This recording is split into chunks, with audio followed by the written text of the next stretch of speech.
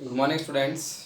Last class में हमने महाद्वीपीय विस्थापन सिद्धांत जो 1912 में वेगनर ने दिया उसके बारे में अध्ययन किया। फिर हमने बात की कि वेगनर के सिद्धांत के पक्ष में जो विभिन्न प्रमाण दिए गए उन प्रमाणों के आधार पर क्या सिद्ध होता है कि कहीं ना कहीं महासागरों और महाद्वीपों का क्या हो रहा है, विस्थापन हो रहा है। महासागरों और महाद्वीपों का क्या हो रहा है, विस्थापन हो रहा है। वो आज हम कहेंगे एक जगह नहीं है, कहीं ना कहीं उनमें आज भी क्या हो रहा है, गति हो रही है, विस्थापित हो रहे हैं। अब हम चर्चा करते हैं महासागरीय अधस्थल का मानचित्रण। महासागरीय अधस्थल का मानचित्रण यानी यहाँ पे बात कर रहे हैं कि महासागरीय जो क्षेत्र है, जो पानी वाला क्षेत्र है, प्रशांत महासागर, अटलांटिक महासागर की हम चर्चा करते हैं। इसके अधस्थल में, इसकी तली में क्या हो रहा है, इसकी तली में विभिन्न प्रकार से क्या परिवर्तन हो रहे हैं, उनका मानचित्रण किस प्रकार से किया जाता है, उन सब की हम चर्चा करते हैं। किस प्रकार से जो महासागरीय अधस्थल है, हम चर्चा कहाँ की कर रहे हैं, महासागरों की बात कर रहे हैं, पानी वाले क्षेत्र की बात करें। इस पानी वाले क्षेत्र में अंदर क्या है, हम इसकी बात कर रहे हैं। क्या इस जल वाले क्षेत्र में बिल्कुल क्या है, जैसे ही हम स्थल भाग से, हमारा स्थल भाग है, इससे जैसे महासागर में जाते हैं,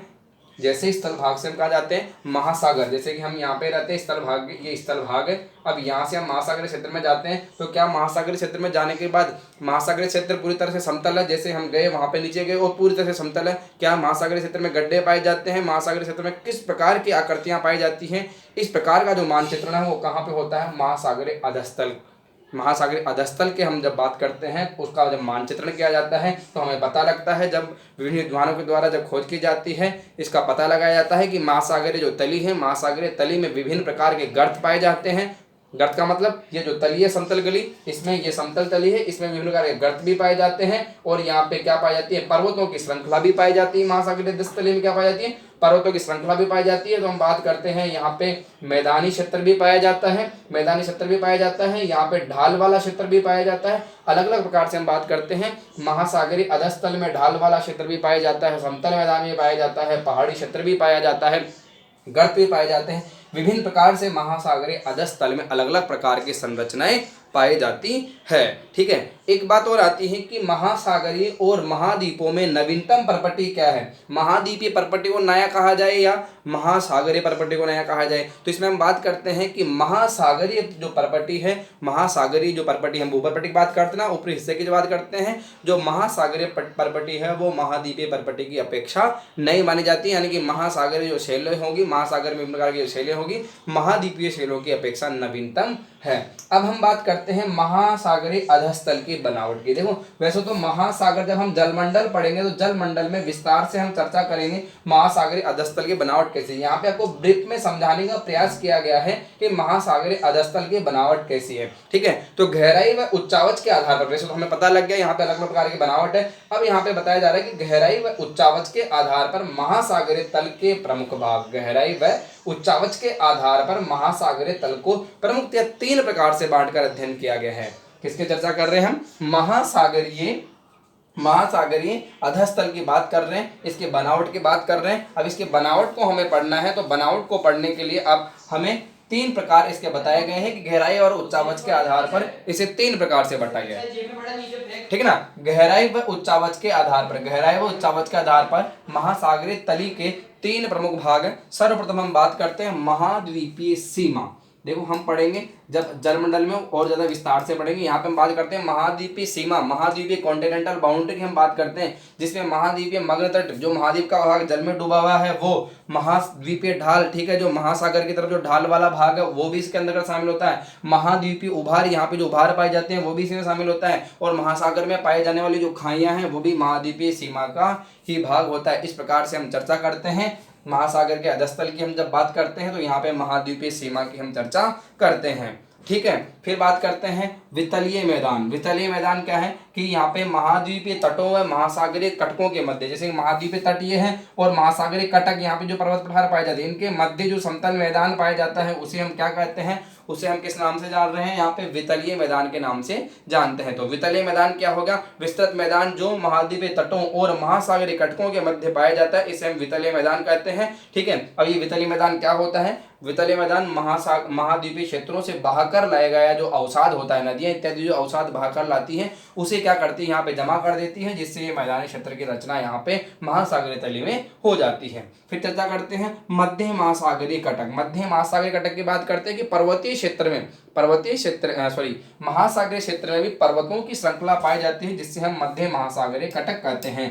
ठीक है, यानी कि महासागरीय क्षेत्र में भी क्या पाए जाते हैं, कटक पाए जाते हैं। अगर हम पर्टिकुलर चर्चा करें, यहाँ हमारा जो उत्तरी अमेरिका महाद्वीप है, ठीक है, उत्तरी अमेरिका महाद्वीप, और यहाँ पे हम दक्षिणी अमेरिका महाद्वीप की चर्चा करें, यहाँ पे अफ्रीका महाद्वीप है।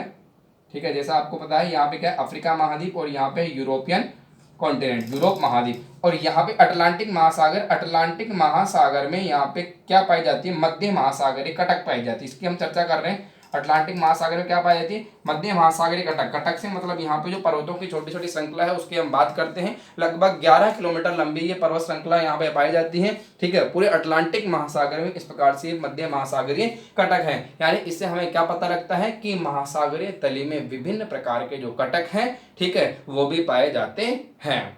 ठीक है, इन कटकों का निर्माण कैसे हुआ, विभिन्न प्रकार से। जो ज्वालामुखी जब आते हैं, ज्वालामुखी आने के बाद क्या हो रहा है, लावा यहाँ पर आकर ठंडा होकर जम जाता है, तो क्या होता है, कटक का निर्माण हो जाता है। और इस प्रकार के कटक जो महाद्वीपीय कटक हैं उनसे नवीनतम माने जाते हैं। अब हम चर्चा करते हैं, हमने बात कर ली महासागरीय अधस्तल की बनावट की। ठीक है, महासागरीय अधस्तल की बनावट को हमने 3 प्रकार से बांटकर यहाँ पे पढ़ लिया, महाद्वीपीय सीमा, वितलीय मैदान, मध्य महासागरीय कटक। महाद्वीपीय सीमा, वितलीय मैदान और मध्य महासागरीय कटक। अब हम बात करते हैं सागर नित्तल प्रसरण सिद्धांत, सागरीय अधस्तल सिद्धांत, सागर नित्तल प्रसरण सिद्धांत, सागरीय अधस्तल सिद्धांत, इसे हम बोल सकते हैं sea floor theory, sea floor spreading theory, sea floor spreading theory, जो 1961 में किसने दी थी, हैरी हेस महोदय ने दी थी। देखो हैरी हेस महोदय ने क्या किया, हैरी हेस महोदय ने बताया 1961 में सागर नित्तल प्रसरण सिद्धांत दिया, और इस सिद्धांत को ही प्लेट विवर्तन सिद्धांत का जनक माना जाता है, जो हम आगे पढ़ने वाले हैं। इसे क्या माना जाता है ना,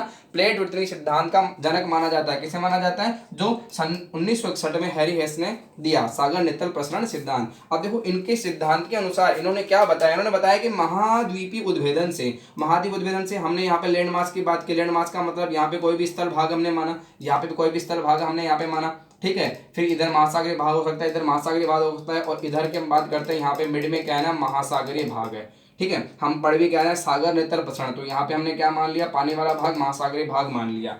अब यहाँ पर होने वाले विभिन्न प्रकार के ज्वालामुखी उद्भेदन से क्या हो रहा है, ज्वालामुखी उद्भेदन हो रहा है। तो जब मैग्मा बाहर आकर यहाँ पे जम रहा है, मैग्मा जब बाहर आ रहा है तो क्या होगा, दरारों से निकलकर बाहर आएगा ना। मैग्मा जब ज्वालामुखी उद्भेदन होगा तो क्या होगा, दरारों से होकर बाहर आएगा, तो महासागरीय परपटी में क्या होगा, विभेदन होगा, टूटेगी ना। मैग्मा बाहर आएगा तो टूटेगी, और यहाँ पे क्या होगी, विभिन्न दरारें होंगी। तो ये लावा क्या करेगा, इन दरारें को भर देगा। यहाँ पे जो दरारें बनेगी ना, इन दरारों को लावा क्या कर देगा, भर देगा। लावा भर देगा इन दरारों को, इससे महासागरीय परपटी को दोनों ओर धकेल रहा है। अब ये लावा यहाँ पे बढ़ता जाएगा, जो महासागरीय परपटी है वो क्या कर रही है, इधर भी खिसक रही है, इधर भी खिसक रही है।